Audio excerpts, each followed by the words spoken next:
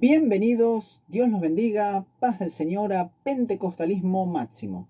Mi nombre es Eliseo y espero que puedan disfrutar esta introducción al curso sobre el verdadero pentecostalismo, la actualidad de la doctrina bíblica sobre la acción del Espíritu Santo. Así que, sin más preámbulos, comencemos. En primer lugar, para aquellas personas que estén interesadas en este curso, que obviamente es completamente gratuito, sobre saber si, bueno, ok, está muy lindo todo, pero ¿esto es verdaderamente lo que creen todos los pentecostales? ¿Esto es lo que cree un pentecostal serio? ¿Por qué digo esto? Porque a muchos les ha pasado, y a muchos les pasa lamentablemente, que han oído o han visto y tenido malas experiencias y a causa de esas malas experiencias con el movimiento pentecostal, que eso sería una falacia de generalización acelerada, decir que todo el movimiento pentecostal es así, no es así, con este curso lo vamos a demostrar, y se han desilusionado. Entonces tienen un sesgo de confirmación y dicen, no, el pentecostalismo es así porque yo lo he vivido, yo he visto a tal pentecostal o yo he ido a tal iglesia pentecostal, y lamentablemente esto es algo que ocurre en todo movimiento, que hay. Lamentablemente hay discrepancias, hay cosas que no todos mantienen, etc. Y por otro lado, muchas veces se hacen grandes falacias, grandes muñecos de paja sobre verdaderamente lo que enseña y cree el pentecostalismo. Entonces, esto, ¿cómo viene? ¿Cómo viene la mano sobre esto? Bien, este curso va a estar basado en el libro, ojo, y en las lecciones bíblicas de la CPAD del teólogo y pastor Ezequías Suárez. Mi iglesia pertenece a las iglesias históricas Asambleas de Dios allá en Brasil, la IADPE, en Pernambuco, y recibe, obviamente, como muchas iglesias también, compran y siguen esta perspectiva de las lecciones bíblicas de la CPAD, y con cada lección bíblica de cada trimestre se saca también un libro del mismo autor para ponerle más apoyo al maestro o al alumno. Entonces, ¿quién es el autor? ¿Es una persona conocida? ¿Sabe de lo que está hablando? Bien, les presento al pastor y teólogo Ezequías Suárez. Él es pastor de la Asamblea de Dios en Jundiaí. Es licenciado en artes, con especialización en hebreo, de la Universidad de San Pablo. También tiene un magíster en ciencia de la religión de la Universidad Presbiteriana Mackenzie en San Pablo. Es profesor en hebreo, griego y un apologista cristiano. Y obviamente es comentarista de las lecciones bíblicas de la Escuela Dominical CPAD, autor de varios libros y, ojo, presidente de la Comisión de Apologética Cristiana CGADB. Esto es la Convención General de las Asambleas de Dios en Brasil. ¿Y a qué se dedica esto? A presentar defensas sobre la doctrina pentecostal, sobre la doctrina asambleana, contra herejías o contra otras denominaciones históricas e iglesias. ¿Y qué es lo que estaremos tocando en este curso? Bien, en primer lugar, esto es la introducción, por lo tanto, en este resumen ya tienen que sacar y correr la introducción a un costado. Pero después lo que sucede y lo que vamos a ir viendo es, en primer lugar, la primera lección va a tratar sobre la persona del Espíritu Santo. ¿Quién es el Espíritu Santo? ¿Cómo obra? Etcétera. La lección 2, la función del Espíritu Santo en el plan de redención. ¿Cómo actúa? ¿Cómo ha actuado el Espíritu Santo en este plan? Por otro lado, en la lección 3 vamos a estar tocando el bautismo en el Espíritu Santo, que es una doctrina fundamental y cardinal en el pentecostalismo. En el cuarto lugar, en la lección 4, vamos a estar hablando sobre la actualidad de los dones del Espíritu Santo. En la lección 5, sobre los frutos del Espíritu Santo, el yo crucificado. En la lección 6, sobre la santificación, comprometidos con la ética del Espíritu. En la lección 7, adorar a Dios con libertad y reverencia. Esto es algo que mucho se critica del pentecostalismo, porque el pentecostalismo tiene cierta liturgia, porque el pentecostalismo hay excesos, y el verdadero pentecostalismo que enseña Suárez y el verdadero pentecostalismo que, por ejemplo, siguen muchísimas iglesias pentecostales es tener reverencia en el culto. Sin embargo, mantener una liturgia que sostenga el sacerdocio universal de todos los creyentes.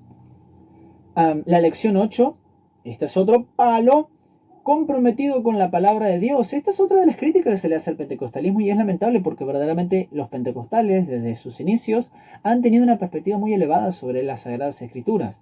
En la lección 9 vamos a estar hablando sobre vivir con el fervor espiritual. En la lección 10, el Señor Jesús sana hoy, sigue actuando.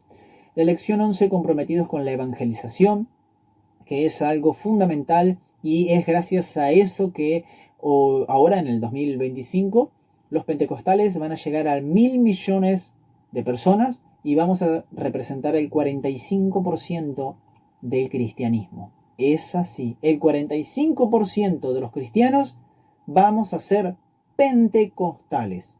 Y esto representa algo muy grande. En la lección 12 vamos a estar hablando sobre la urgencia del discipulado. Esto es algo que hay que poner mucho énfasis, gente. Pastores, hermanos, miembros, crean discípulos. Necesitamos que se crean discípulos para poder fomentar la teología pentecostal y verdaderamente qué cree y ha enseñado el pentecostalismo a lo largo de la historia. Porque hay muchos jóvenes, muchas personas que no saben lo que ha enseñado el pentecostalismo, no saben sus orígenes, no se sienten identificados con su identidad y no conocen verdaderamente su patrimonio, por así decirlo. Entonces necesitamos retornar a esas raíces y saber eso y crear discípulos que sepan que creemos. En la lección número 13 se va a llamar Volviendo nuestros ojos a la bendita esperanza. Entonces, el verdadero pentecostalismo, ¿de qué va a ir? ¿Qué metodología va a usar? Bien, hay que entender una cosa. Envuelve el aspecto bíblico, teológico y práctico del pentecostalismo asambleano brasilero. Y esto es un énfasis que quiero poner. El pentecostalismo no es una denominación, mis amados hermanos, es un movimiento. Hay una denominación y hay varias denominaciones pentecostales, pero la más grande de todas es la asambleiana. Y esta perspectiva va a seguir el modelo asambleiano de Brasil, ya que obviamente nuestro hermano y pastor Ezequiel Suárez es brasileño. Ahora, ¿es bíblico? ¿Por qué? Porque cada punto de la doctrina pentecostal, dice Suárez, ser bautizado con el Espíritu Santo, la glosolalia, los dones del Espíritu, el fruto del Espíritu, las curaciones, los milagros, están arraigados ¿en dónde? En las Sagradas Escrituras, en la santa palabra de Dios. Y es de ahí de donde nosotros sacamos las cosas. Entonces, todos estos datos de la Escritura deben ser sistematizados para que la doctrina pentecostal pueda ser entendida, o sea, formar un cuerpo. ¿Cómo se forma una doctrina? Imagínense un triángulo. Esto es algo que me han enseñado en el seminario. Imagínense un triángulo. Ese triángulo tiene distintos estantes. Para llegar a lo que se conoce como una doctrina, debe estar cimentado sobre la Biblia. Entonces, vamos a empezar a poner versículo tras versículo tras versículo hasta llegar a la cima para que se forme la doctrina. Y es así como se ha hecho con cada doctrina bíblica. Por ejemplo, la doctrina de la depravación total.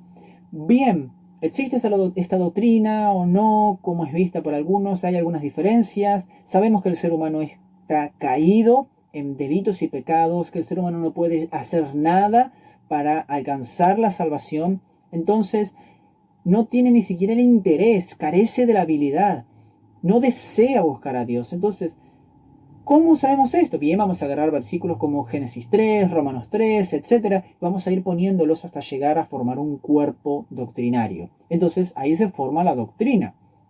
Lo mismo pasa con la doctrina y la teología pentecostal, en base a hacer la doctrina del bautismo del Espíritu Santo, la glosolalia como señal, los dones si siguen vigentes o no, cómo es el tema de los frutos del Espíritu, siguen habiendo curaciones y diversos tipos de milagros, etcétera, etcétera, etcétera. Todo va a salir de las Sagradas Escrituras. ¿Por qué? Porque, como menciona la Confesión de Fe Asambleiana de Brasil, nosotros no necesitamos otra revelación, sino que simplemente la palabra de Dios es nuestra única regla de fe y práctica. Entonces, ¿por qué deben ser sistematizados estas cosas? Porque la teología pentecostal es 100%, básicamente, pneumatológica. O sea, La pneumatología es la doctrina del Espíritu Santo, porque envuelve, como dije, la obra y accionar del Espíritu Santo, desde Génesis capítulo 1 hasta Apocalipsis capítulo final, capítulo 22, y lo que sigue hasta nuestros días y hasta que sea la venida de Cristo y llegue lo perfecto. Ahora bien, la pneumatología pentecostal es no solamente la mayor característica en base a la teología pentecostal, sino que también ha contribuido muchísimo mismo. Miren lo que dice Veli-Matti Karkkainen. Es un teólogo finlandés, es profesor en teología sistemática en el Seminario Teológico Fuller, es un ministro luterano ordenado, él no es pentecostal, pero es un experto de renombre mundial en teología pentecostal y carismática. Él va a decir lo consiguiente con respecto, y esto es en el contexto hablando del pentecostalismo, que a diferencia de las pneumatologías tradicionales, que a menudo son vistas como secas y abstractas, hay un nuevo aprecio por la experiencia de la espiritualidad en el espíritu, y esto es gracias al pentecostalismo. ¿Quieren un dato? Busquen y traten de conseguir, aunque aún no está traducido, pero si alguno conoce y sabe de portugués, el libro Revestidos de Poder de Gutiérrez Siqueira. Él trata muchísimo sobre esto y quizás posiblemente podamos traer un curso respecto a eso, sobre los beneficios que ha traído la teología y el pentecostalismo en base al carácter teológico. Ahora, ¿qué significa ser pentecostal?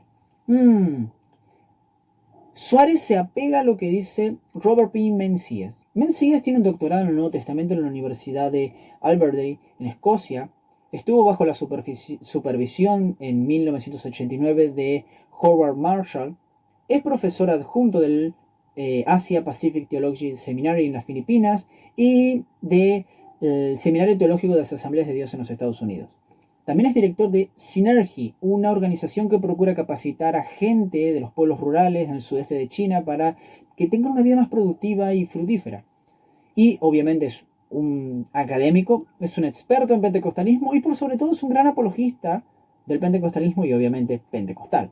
Él va a decir lo consiguiente. Él dice que ser pentecostal es creer que las experiencias descritas en Hechos de los Apóstoles sirven de modelo para la experiencia cristiana contemporánea, o sea, lo que es hoy. Ahora, todo el tiempo aquí, que el bautismo en el Espíritu Santo, Hechos 2, capítulo 2, versículo 4, es una capacitación posterior a la conversión para la misión y que el hablar en lenguas marca esta experiencia. Eso es lo que él dice que es ser pentecostal. Obviamente vamos a estar viendo que hay un drama ahí, si ser pentecostal significa necesariamente que tienes que creer en la señal inicial del bautismo del Espíritu Santo, etc. Pero ya vamos a llegar a eso. Suárez habla de que hay un paralelismo entre la Torre de Babel y el día de Pentecostés en Hechos de los Apóstoles. Él marca en primer lugar que hay una lista de naciones que representan las de toda la tierra. En Génesis capítulo 11 y versículos anteriores, en el capítulo 10, habla de que hay 10 naciones. En Pentecostés, en Hechos, capítulo 2, versículo 5, se remarca que hay 17 naciones. En segundo lugar, marca que hay una narrativa centrada en las lenguas. En Génesis dice que Dios confunde las lenguas de las naciones porque se rebelaron contra él. Génesis 11, versículo 4, versículo 7 al 9. En Hechos sucede lo opuesto. ¿Qué es lo que pasa? La Biblia textual, capítulo 2, versículo 11 de Hechos de los Apóstoles, dice así: tanto judíos como prosélitos, cretenses y árabes, los oímos hablando en nuestras lenguas las maravillas de Dios. La obra del Espíritu unió a la iglesia en una comunidad mundial e internacional. Esto es el paralelismo que encuentra entre Babel y Pentecostés. Ahora bien, ¿qué pasa aquí? ¿Fue el primer avivamiento pentecostal el que ocurrió en la calle Azusa recién? La realidad es que no. Suceden avivamientos incluso antes de Azusa, en los siglos XIII al XIX, y han habido montones de milagros, de cosas que han sucedido a lo largo de la historia. Avivamiento en el sentido como ocurría en Hechos de los Apóstoles, que se predicaba y se ganaba un montón de almas, sucedieron en Europa, sucedieron en América, en Asia y África. Pero ¿qué es lo que pasa en Azusa? En Azusa se diferencia porque hay un gran énfasis en el bautismo con el Espíritu Santo y las lenguas. Suárez, y ahí les voy a dejar el video de la entrevista que se le hace, va a remarcar el hecho de que en los avivamientos anteriores sí hubo bautismo con el Espíritu Santo, sí hubo gente que hablaba en lenguas, pero recién en Azusa lo que ocurre es que ya se sabía que había una sistematización de la doctrina pentecostal. ¿Por qué? Porque ocurrió eso en 1901 con Parham y su discípula que fue bautizada con el Espíritu Santo y estuvo hablando 3 días en chino. Entonces, es falso y completamente falso, y es algo que vamos a estar viendo, tratando, que el primer avivamiento pentecostal recién ocurre en Azusa en 1906, en 1910. Esto obviamente va a envolver el tema de que si los dones han cesado o no. Y aquí vemos las primeras batallas teológicas que tuvieron que enfrentar los pentecostales. Y obviamente fueron contra los cesacionistas, que era el boom del momento, obviamente. Pero antes que nada hay que entender una cosa. Entre los cesacionistas hay una subdivisión. Y esta es lo consiguiente. Están los cesacionistas moderados. Ellos creen que los dones estaban vigentes para los apóstoles, otros dicen que era para todos los cristianos, pero que cuando se cerró el canon, los dones cesaron. Pero ellos siguen creyendo que hay milagros, que Dios continúa haciendo milagros. En comparación a esto, los cesacionistas rígidos sostienen lo mismo que los moderados, pero no creen que Dios haga milagros. Y siempre va a haber que recordar esta gran diferencia. Cuando hablamos de que los cesacionistas, quizás, y voy a tratar de no olvidarme de esto, no creen en los milagros, nos estamos refiriendo a cesacionistas rígidos, no a los moderados. Ojo. Ahora, ¿cuál fue la respuesta que tuvieron los pentecostales y los continuacionistas? Dijeron y argumentaron que no hay base bíblica para sustentar que los milagros y los dones cesaron. Por lo tanto, tal creencia no proviene de la Biblia. Y en segundo lugar, el hecho de la evidencia histórica demuestra que los dones no cesaron. Y aquí quiero poner un énfasis, porque hoy en día mismo hay todo un reverdecimiento, un redescubrimiento sobre el tema de los dones. Hay toda una nueva investigación. ¿Por qué? Porque la gran mayoría de los historiadores de la iglesia antiguos no ponían énfasis en los dones en primer lugar porque tenían una perspectiva cesacionista. Y cuando veían algo medio carismático, medio tíndole pentecostal, mismo antes de la creación del pentecostalismo, o lo corrían a un costado o lo llamaban con otros nombres para no decir verdaderamente y utilizar el lenguaje de las Sagradas Escrituras. Entonces, otra cosa que pasa es que los dones en la historia de la iglesia nunca cesaron. Sí hubo disminuciones y otros vaivenes, subían, bajaban en algunos aspectos, pero nunca cesaron, nunca. Hay registros en la historia de la iglesia de que los dones han continuado. Me aviento más a creer que la Biblia, como no dice que van a cesar, entonces continúan, hay una continuación, a creer que cesaron por algo que la Biblia no especifica. Entonces, ¿qué es el pentecostalismo clásico? Suárez dice que son aquellas denominaciones pentecostales que comenzaron en los primeros años del siglo XX, los primeros 25 años. Estas son las denominaciones que han formulado cierta ortodoxia y a las cuales se las considera, si hoy en día uno está en una iglesia pentecostal y tiene ciertas ortodoxias, es porque se la considera clásica en base a esa ortodoxia que viene de los primeros 25 años del siglo XX. Ahora, ¿hubo unidad entre los pentecostales?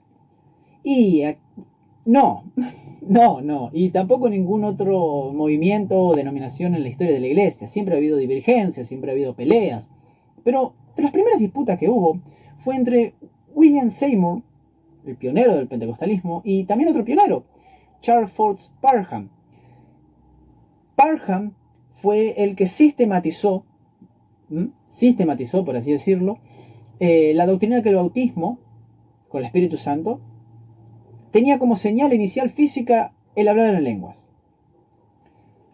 Ahora bien, ¿qué es lo que sucedió? Lo que sucedió fue que Seymour creía en esto, pero después rechaza la idea que había abrazado como una normativa del bautismo del Espíritu Santo eran las lenguas y comienzan a haber choques. Entonces, ¿qué es lo que pasa a partir de aquí? Y unos pentecostales se van con Parham y otros se van con Seymour. Y queda esta división. Mismo Seymour creía en una tercera obra de la gracia, y más tilde wesleyana, con el movimiento de la santidad, etc. Entonces quedó ahí la cosa. Mismo, hoy en día hay una divergencia con esto, porque la posición de que la señal inicial es el hablar en lengua no es uniforme en el pentecostalismo. Suárez va a decir que para ser pentecostal hay que creer en esto, en el bautismo del Espíritu Santo, pero hay muchos pentecostales, con el bautismo del Espíritu Santo, la señal inicial es el hablar en lenguas, pero otros pentecostales van a decir que no necesariamente, puede ser otro don, o simplemente, como dice Gutiérrez Siqueira, el mayor énfasis está en la evangelización, en lo consiguiente. Vayamos a Hechos capítulo 1, versículo 8, que va a decir lo consiguiente. Hechos 1:8 dice: pero recibiréis poder cuando haya venido sobre vosotros el Espíritu Santo, y me seréis testigos en Jerusalén, en toda Judea, en Samaria, hasta lo último de la tierra. Recibiréis poder, dinamis, viene a ser como una capacitación del Espíritu Santo. ¿Para qué? Para que le seamos testigos, para que demos testimonio de quién, de Jesucristo. Entonces, la persona que es bautizada con el Espíritu Santo, va a decir Siqueira, es una persona que va a tener un ardor, un fuego que lo va a quemar y va a decir: yo necesito predicar de Jesucristo, necesito evangelizar y entregar el testimonio y el mensaje de Jesucristo y ser testigo de Jesucristo hasta el fin. Va a tener un valor, una emoción completamente diferente al resto. Entonces Siqueira va a poner énfasis mucho en esto. Gutiérrez Siqueira, teólogo pentecostal asambleano también, que también cree en la doctrina de la señal inicial con el hablar en lenguas. Mas él va a hacer este énfasis, que es el principal foco del ser bautizado en el Espíritu Santo, el para qué. Ahora bien, el pentecostalismo en las asambleas de Dios. Y esto es algo que pone en énfasis Suárez, Siqueira también, que el pentecostalismo, la perspectiva de que la señal del bautismo del Espíritu Santo es el hablar en lenguas, es una perspectiva del pentecostalismo asambleano de Estados Unidos, que después se fue diseminando en Brasil, en el resto de Latinoamérica y en el mundo. No es básicamente una perspectiva de todo el movimiento. Entonces, y para ya ir finalizando, el foco principal, ¿qué es el bautismo con el Espíritu Santo? Suárez va a decir que el bautismo en el Espíritu Santo es una obra distinta, subsecuente, porque sucede después, a la conversión, regeneración. ¿A qué se refiere con esto? Que es algo diferente al haber nacido de nuevo, a cuando el Espíritu Santo nos regenera cuando creemos. Es algo diferente el entrar en el bautismo, en el cuerpo de Cristo. Es algo diferente. Ese bautismo no es el mismo que el bautismo con el Espíritu Santo. Esto es algo que se conoce también como separabilidad teológica, una separación teológica y la subsecuencia, algo que sucede después. Primera de Corintios, capítulo 12, versículo 13, dice así: porque por un solo espíritu fuimos todos bautizados en un cuerpo, sean judíos o griegos, sean esclavos o libres, y a todos se nos dio a beber de un mismo espíritu. Entonces, eso es una cosa. Y otra cosa es el bautismo con el Espíritu Santo. Veamos lo que dice Lucas, capítulo 24,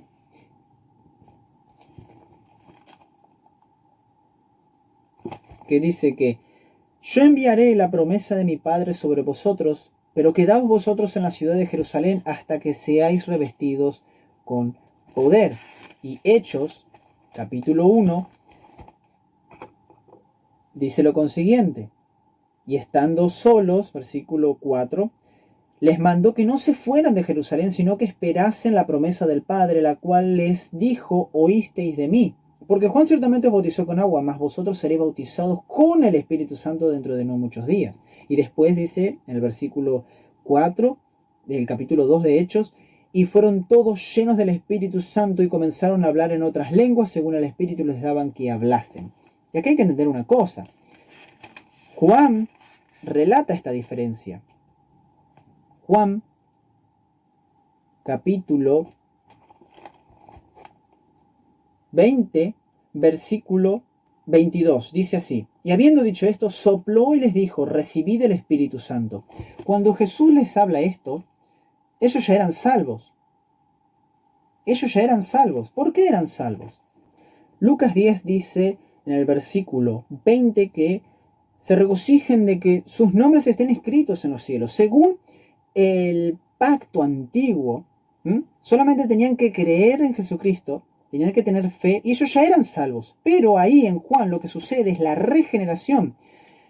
En Juan capítulo 20, versículo 22. No obstante, después ellos son bautizados con el Espíritu Santo. Entonces son dos cosas completamente diferentes. Entonces, el bautismo con el Espíritu Santo es una obra distinta y subsecuente. Sucede después a la conversión, regeneración. Y la señal física inicial es el hablar en lenguas. Aunque como dije aquí hay mucho debate al respecto. Y para finalizar y las últimas consideraciones, Suárez termina su introducción con lo siguiente. La base de nuestra fe no son las experiencias humanas ni las emociones de los creyentes. Ojo, aquí, a las otras denominaciones tradicionales y otras iglesias y muchas personas que nos difaman, aquí lo que dice este pentecostal es lo siguiente, sino que la palabra de Dios, sino la palabra de Dios. Pero ellas no están descartadas, o sea, las emociones ni las experiencias, sino que están sometidas. ¿Sometidas? ¿A qué? A las Escrituras. Porque servimos a un Dios vivo que sigue comunicándose con sus hijos e hijas, de todas las edades, de todos los lugares, de todos los tiempos y de todos los estratos sociales. Hechos capítulo 2, versículo 3 al 21. Esta es una de las grandezas del pentecostalismo, que hace a Dios más real en nuestras vidas. Son las mismas experiencias que los primeros cristianos. Todo pentecostal necesita entender y saber cómo explicar que la doctrina pentecostal se basa en las Sagradas Escrituras, que no aceptamos prácticas o creencias contrarias a la palabra de Dios. Las experiencias confirman la verdad de la Biblia y que Dios es real. Espero que este trabajo sea una gran bendición en la vida de todos los lectores, y obviamente los que cursan este curso, y pueda ayudar cada vez más en los misterios de Dios. A lo consiguiente, Pablo menciona en 1 de Tesalonicenses capítulo 5, versículo 19, no apaguéis el espíritu. Así que, mis amados hermanos, eso ha sido toda la introducción. Espero más adelante poder hacer la primera lección que va a tratar sobre el Espíritu Santo. Los espero y recuerden, Jesús salva, cura, bautiza con el Espíritu Santo y pronto va a regresar. Que Dios los bendiga y mantengan el Espíritu en llamas, encendido, porque Pentecostés es aún hoy. Siempre. Dios los bendiga.